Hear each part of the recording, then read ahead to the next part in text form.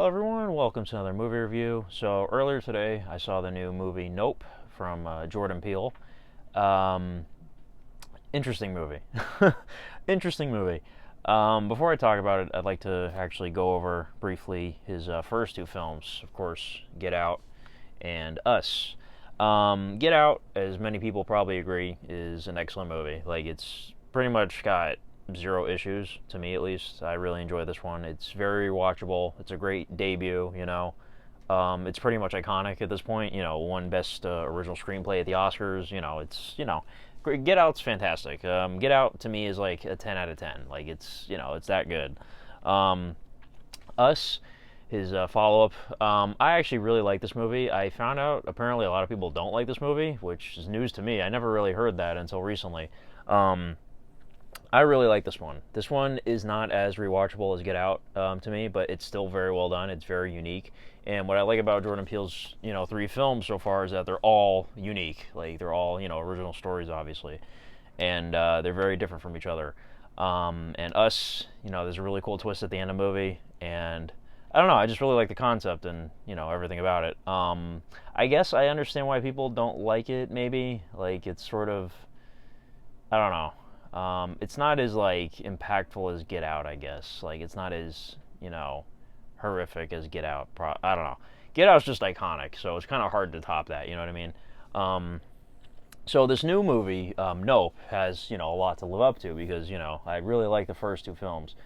I think Us is like an 8 out of 10 for me, or actually maybe like a 9 to be honest. I really like Us quite a bit. So Get Out is a 10, Us is a 9. The new movie, Nope. I'll just tell you right away what my score is. Nope, for me, having only seen it once, is an 8 out of 10.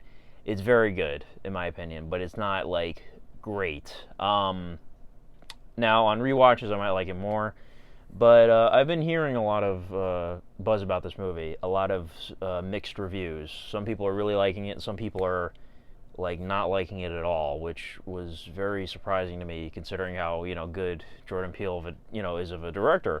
Um, so going into this movie, I always go into movies with open mind, and I gotta say, like I don't see. Well, I kind of see what people probably don't like about it. Out of all three movies, this one is definitely the most unique. Like I could have never predicted what would happen in this movie. Like it takes so many weird turns, and it's not what you think either. Like I know they show certain things in some of the trailers, but it's not what you think. Believe me.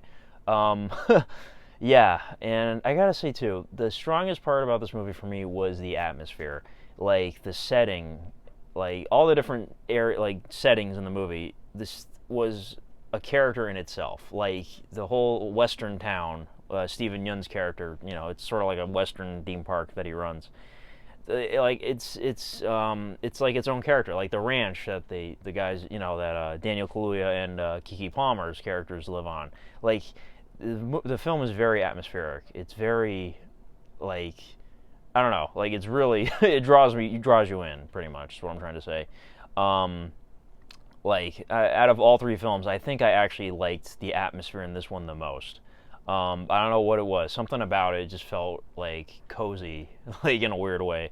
Um, and of course, I mentioned Daniel Kaluuya and Keke Palmer. They're both really good in the movie. Some people have been saying Daniel Kaluuya's character is like way too dry and boring. And I mean, yeah, he's dry, but like boring, no. Like I was invested in his character the whole movie. Like I didn't find him boring at all. Like him and Keke Palmer's characters are like completely on the opposite end of the spectrum in terms of like she's over the top and he's very dry. She didn't annoy me either. Some people were saying she was annoying. I did not agree with that. I thought she was hilarious and she was great in the movie. Steven Yeun I mentioned too. He surprised me, his character. Obviously I know him from The Walking Dead. He played Glenn on there. But what surprised me about this film, my favorite part of this movie, without going into spoilers, there is a sort of flashback sequence involving Steven Yeun's character, and that whole segment in the movie, like when you see it happen, it's unlike anything else in the movie. It's my favorite part of the movie. It's spoilerish, so I'm not going to talk about it really until I'll do a spoiler section at the end of the video probably. I'll talk about it more, but that part of the movie, like it's not like a huge part of the movie, but it's a scene that'll stick with you, is what I'm trying to say. Like it's still sticking with me. Like you could forget the rest of the movie, but I feel like it's hard to forget this particular scene. So, being very vague here, the flashback involving Steven Yeun's character was my favorite part of the whole film. Um, and I gotta say, his character was cool too. The movie takes lots of twists and turns, and the less you know, the better. Obviously, this movie was surrounded in mystery. When the first trailer dropped during the Super Bowl, I think it was. It's like, what is this movie? And going into the movie, I still sort of didn't know, but like, some of the recent trailers showed, a certain thing.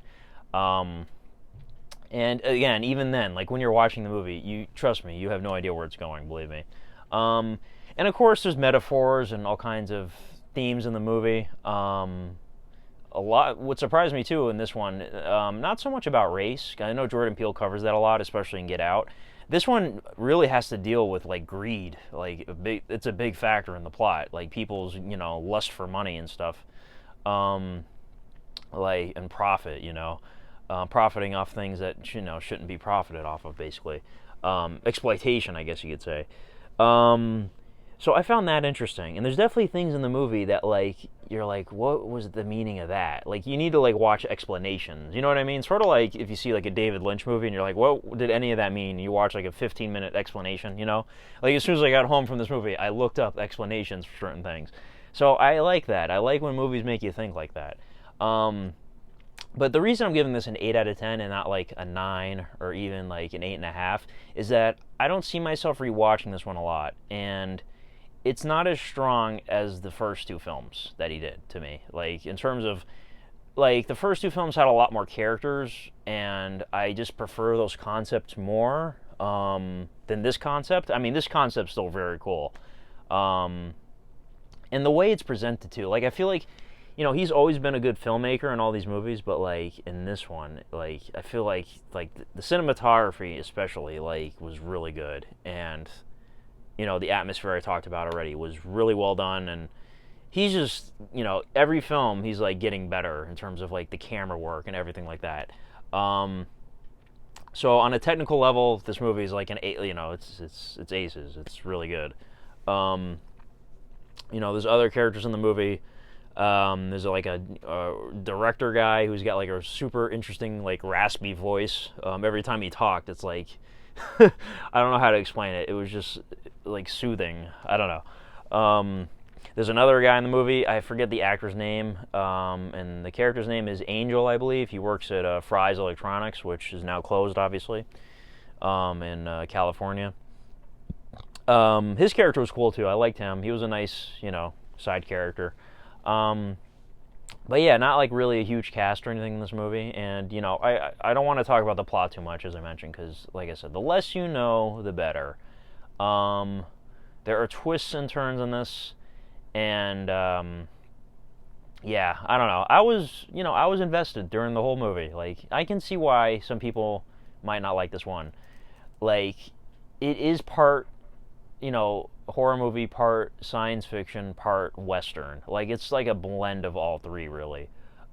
Which again might not be everybody's cup of tea, but I really liked it. I thought it was interesting. I like unique stuff. This one was, out of all three movies, the most unique. Um, but yeah, I'm trying to think of anything else I should mention that's not a spoiler.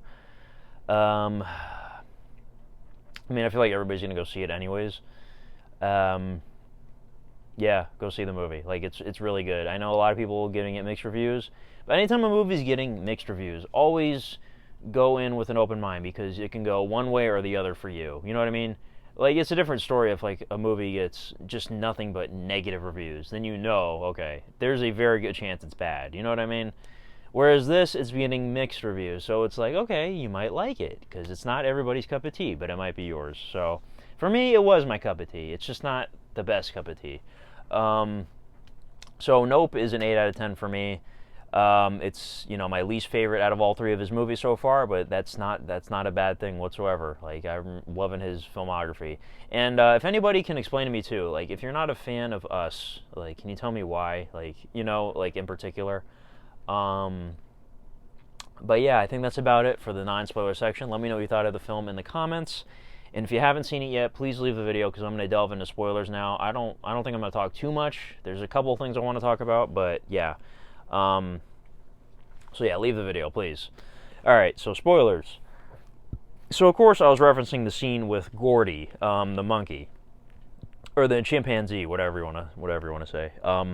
Man, the thing about that scene that hit me hard was like that stuff can happen. Like, it has happened. Like, people have been, like, I think Siegfried and Roy were attacked by, like, one of their tigers or something crazy like that. Like, animals are unpredictable, and they're animals. Like, they can attack at any time. They seem like your friend 1 minute, and then the next minute, So that scene really hit a chord with me, because, like, it was, out of every scene in the movie, it was the most effective, because it's like, Jesus Christ, that was brutal. You know what I mean? And then it was also brutal too when, like, the UFO sucked up everybody during the show or whatever at the Western town. I guess they're all dead, right? They all got sucked up, and then the thing shot out a bunch of blood, so they all got killed, which is horrific. You know what I mean? Like, what was it, 40 people? My God, this movie had some dark moments. So like I said, very effective, very atmospheric. And I had to look up too, like, I was trying to figure out what was the purpose of the flashback in terms of, like, what it has to do with the metaphors and all that stuff. And from what I've gathered from people's theories is that, like, you know how the flying saucer, if you look at it, it'll attack you because that's the animalistic side of it, or whatever. So the reason why the monkey, or the chimpanzee, sorry, didn't attack the kid was because he was underneath the table, and there was a piece of tablecloth, like, dangling off the edge, and it covered his eyes. So he wasn't looking the chimp directly eye to eye. That's why the chimp didn't attack him. Apparently, that's the theory going around. So what it was trying to illustrate, really, was that nature is unpredictable, and that the flying saucer was an animal of its own. So, like, what I was trying to say earlier is that you can't predict this movie, because the trailers make you think, oh, it's about aliens. No, there's no aliens. The flying saucer itself is the monster. Like, I guess you could say it's an alien, sure, but there aren't, like, aliens inside of it. Like, there aren't Martians inside of it, which is what I thought was going to happen. And also, too, subverting expectations. That scene in the barn where the little kids are dressed up as aliens, and at first you really think, oh my God, like, those are the aliens. Like, it worked. It had me fooled. And there were a couple times in the film where I did actually jump, like a few jump scares got me. So yeah, and I like the ending too. Daniel Kaluuya, his character OJ, I should say, he survives, and it's like a very triumphant, sort of Western ending, and they get their picture, at the end of the saucer. So they do get to make their money, which, I think they deserve after what they went through. Plus, Keith David, the father character dies at the beginning of the movie, which is very sad. I wish he was in it more. But yeah, I really liked it, I know it's not everybody's thing. Again, if you're still watching this and you didn't like the movie for whatever reason, please let me know why, was it just too weird? It was very weird and out there, but I enjoyed it, and I can't wait to own it and watch it again, because to me it was very atmospheric, and I love that stuff. So but yeah, that's about it for Nope. Not much else to say. I've been talking for 14 minutes. Okay, I gotta stop this. So let me know what you thought of the film in the comments yet again, like I said, and that's about it. My next video should be the Doctor Strange Steelbook. It should be coming in the mail sometime, either maybe Monday, or I don't think it's going to come tomorrow. Probably Monday. I'm filming this on, well, it's technically Saturday morning right now. It's probably going to come on Monday. So yeah, just expect a video then. But yeah, anyways, thank you guys for watching this one, and have a good one. Bye-bye.